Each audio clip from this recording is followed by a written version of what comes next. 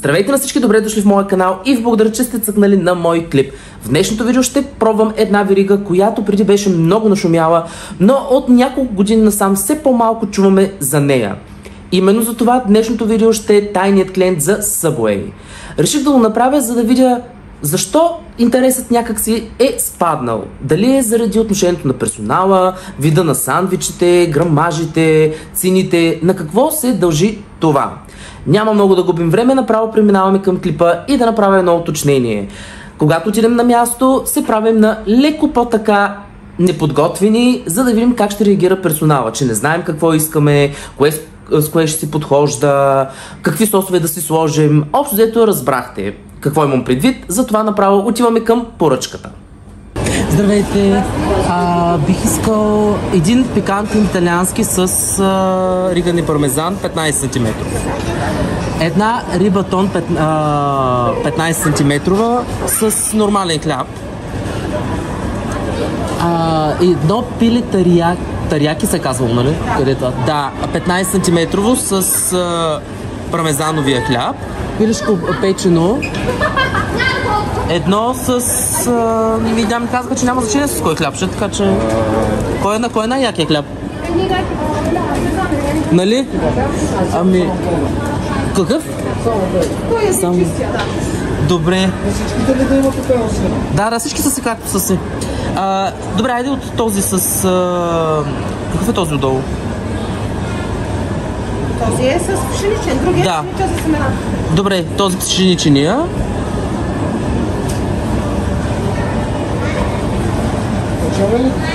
Да, печем ги всички. Този е нормално пуешко. Да. Така, и едно пуешко. Едно пуешко с този с семената. Пак 15-ка, пак си е както си е. Що така ви намаляха заведенията навсякъде? Намаляха? Да. Не, те не са точно вашите, нали? Нали в частност. При всяка ще имаш повече Subway на повече места, така ми се струва. Кой имаш, ела като не мога да се разработят, така ще да се разпият. Да, то вярно, че са на... Да. То си е пак като другите на франчайз, на различни собственици, които си вземе, нали, да. Еми да, то...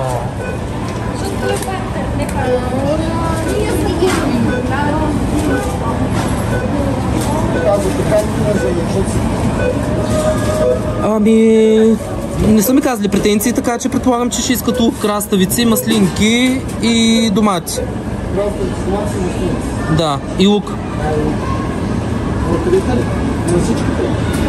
Не, на рибата мисля, че...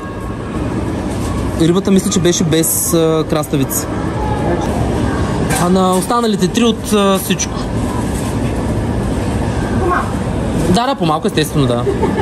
В този сандвич то няма да може да са такова.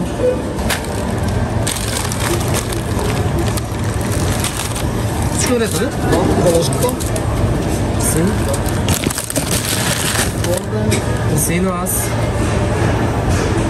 Както видяхте, персоналът се държа изключително любезно, бяха изключително отзивчиви, направиха ни сандвичите, питаха ни, изчакаха ни, обясниха ни, нямаше никакъв проблем. На кадрите най-вероятно сте видели, че момичето, което правише сандвичите, беше с ръкавици съответно, т.е. спазват хигиена, поне от това, което ние видяхме, няма как да влезем баш вътре в кухнята, но те бяха двама човека и мисля, че всичко беше наред. Сега да видим всъщност в какъв вид са ни дали сандвичите. Ето ги, 5 сандвича от Subway и кантарчето съответно, но тъпото е това заради светлината.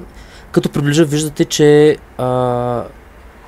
цифрата се вижда, затова просто ако сме на много по-тъмно, няма и другите неща да се виждат както трябва. Поръчали сме 5 сандвича, 5 от по всяко от най-поръчваните. Пикантен италиански рибатон, пуешко филе, пилешко печено и пиле терияки. Реших да не взимам от 30 см сандвичи, защото реално там е просто 2 15 см един до друг.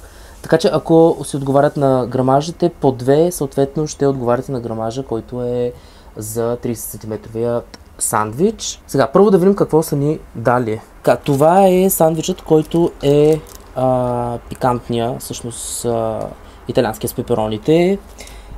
Сега, за грамажите, аз и после ще кажа за грамажите, че те варират, тъй като ние, за тези, които ядат Subway знаят, но за тези, които не знаят, всеки може да си избира колко салати да си сложи. Тоест, може да си сложите от всички салати, може да си сложите от всички сосове, което съответно прави сандвича по-тежък. Въпреки това, в официалния сайт има грамажи и ще ги проверим. Така че за персонала вече ви казах, че всичко беше наред и нямат грешка. Ето това е сандвича. Според мен са си го направили както трябва. Аз исках да е препечен, беше препечен, точно така. За тези, които се чудят това ли е препеченото, абсолютно това е, защото първо го слагат за малко, за да могат да се топи всичко и леко да го запекат. Ако искате, могат да ви го сложат и за още съответно. Аз не исках да е много запечен, така че това е сандвичът. Сега, това, което не зависи от персонала, са цените. Аз мисля, че цените съответно могат да са малко по-надолу, т.е. даже според мен трябва да са малко по-надолу, просто заради все пак стандарта на живот в държавата, в която живеем. Но иначе до тук всичко е наред. Да проверим и другите сандвичи. Разбира се, няма за тях да отделям чак толкова време, тъй като вече знаете за какво става дума.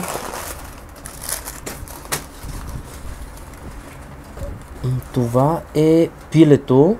Ето вижте, тук сложих повечко неща. Изглежда си супер сандвичът. Ето го, това е сандвичът с пиле. В този сандвич също сложих повечко неща, защото усетих, че в първите два съм сложил доста малко и най-вероятно няма да е окей да се прецени обективно. Този сандвич мисля, че е с плешкото. Оп, извинявам се за загубата на фокус. Или не, това е май пилетариякито. Един двата пилетарияки, честно ви казвам, не ги познавам, не знам каква е разликата. Общо взето, сега преди да изтегля грамажите, обаче ще се по-разровя задължително, за да знам, нали, съответно за следенето на грамажите, там вече трябва да знам кое какво е. Ето това е другия сандвич, абсолютно всичко си е супер. Изглежда прясно, между другото, мисля, че не, всъщност марулката може да е малко по-пресничка с една идея, но не е и някаква супер увехтяла. Доматите също изглеждат пресни, краставиците също. Ето вижте ги, това е от соса. Лукът също, поне така изглеждат и на мириса на допир, наподобяват доста добре пресни. Този сандвич би трябвало да е с рибата тон. Сега, знам, че някой от вас най-вероятно ще ми се смеят мега много. То наистина се е за подигравка. Обаче аз риба не ям и нямах никаква идея какво да сложа вътре в този сандвич. Така че не знам риба тон с домати, маслини и лук дали е много добра идея, да ви кажа честно. Сандвичът изглежда така, защото просто аз исках да ми се сложат тези неща и изобщо не видях, че съответно има зелена салата, слаш маруля, слаш айсберг или както му викат, така че може рибата тон да изглежда по този начин, но заради мен изглежда абсолютно по този начин. Да, знам, не е много окей като опция, но аз съм си го направил така. Като цяло, кофтото, че няма как да измеря сантиметрите, да ви кажа честно. Или после ще ги измеря на телефона, знаете, че има мерило на телефона, горе-долу приблизително, да ви кажа дали е имал 15 см, но мисля, че има. Плюс това сега, за момичета може да е важно, ако е плюс-минус 1-2 см, но за момчетата съм сигурен, че може би за тях ще е важно. Де да знам. Размера няма значение, маняци. Последният сандвич, който е с плешкото. Така. Ето това е сандвича. И пак аз съм си избрал какво да има вътре. Сега, пак казвам за вида, да не кажете също каквото искате, кой каквото иска може да коментира и да казвате. Но вида на сандвича от голяма степен зависи от това какво сте си избрали да има вътре. Така че аз не мога да съдя по това, което видяхте и от преди това. Хората си го направиха както трябва, момичето си носи си ръкавици, бяха супер отзивчиви. Така че по-скоро тук пак са си го направили както трябва, но вида е такъв просто защото аз съм си избрал барбекю сос първото, което е домати и всякакви такива неща, царевица и ето това е резултат. Сега продължаваме към най-важното, а именно грамажите. Ето кантарчето е на 0, ще приближавам така, защото хора наистина Няма къде да застанем на повече сянка. Просто такъв е ъгъл, че няма къде да застанем, но ще виждате грамажите. Това, че така се мърда е просто от светлината. Ето виждате. Оп, приближавам и всичко е наред. Така. Започваме с един от най-комерциалните сандвичи, а именно този с пепероните. Неговият грамаж в сайта пише, че трябва да е 215 грама. И сега ще видим дали е толкова. Така, както ви казах, не взимайте. Аз нали правя ревю, само да ви кажа. Тия кантари са ужасни. Не. Най-тъпо направеното нещо ever. В момента, който сложиш нещо, оп, и трябва постоянно да си кривиш ръката. Не. Never. Взехме чиника, за да може да е по-лесно. Ето, казвам, че е на 0. Знам, и за мен е малко тъпо и дразнещо, но това е положението, като снимаме навънка.